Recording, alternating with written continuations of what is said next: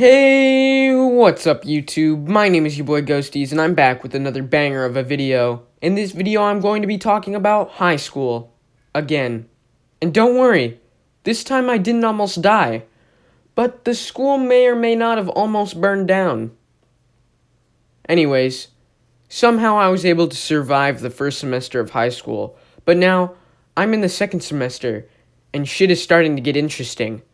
Throughout the first semester, I was the quiet kid in school because I'm new here. But now, I'm still the quiet kid in school because I couldn't be fucked to hang out with the people here. My reason for this is because they aren't really the kind of people I want to be around. And as soon as I graduate high school, I'm moving 800 miles back to the north. But anyway, throughout the first semester, I made some new friends, joined the track team, and passed all my classes. But now, in the second semester, things have changed a little bit. Mostly because I have 4 completely new classes, but also because of other things I'll get to later. Now, the campus of the school I'm attending is huge. I mean, it's huge. I mean, it's huge. The campus is so big that there's another completely different building about 10 miles away from the main building. And on this other campus, this separate campus, that's where you take most of your career tech classes, such as career prep, engineering, graphic arts, and whatever else your heart desires. And I'm taking the class called Education and Training, which is basically where we discuss the flaws in the public school system and how to fix them. We also learn how to be teachers. In this class, there are only 2 boys. Now, some of you out there might be rubbing your hands together and slowly sliding them down your pants, but not me. I would not want to date all the girls in this class, and it's not because they're ugly or anything, they're just not really my type. And if I had to guess, they're all gonna end up as daycare or kindergarten teachers because they don't want to leave their hometown. Now, after a week of taking this class, I've decided I don't want to be a teacher anymore. I'm just kidding, I've actually grown to like the class. It's pretty interesting, and it really opens my eyes to things I would have never known about before taking this class. The problem I have are the buses. Since it's on a completely different campus, I have to ride the bus there and back. And if you aren't early to the buses, you're gonna be stuck sitting next to the kid who smells like cigarettes and doesn't shut the fuck up about stale memes. Trust me, I learned that the hard way. And I've been early to the buses ever since. Now, for my second period class, I have English.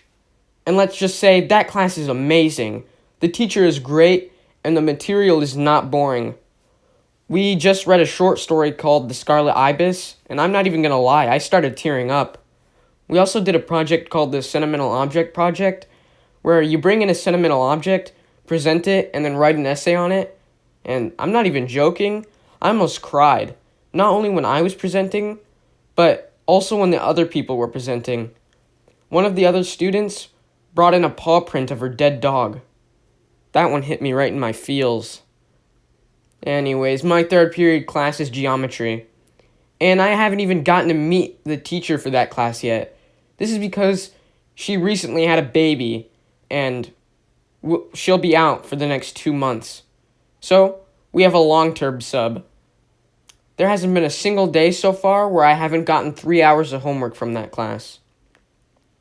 In the middle of geometry, I have lunch.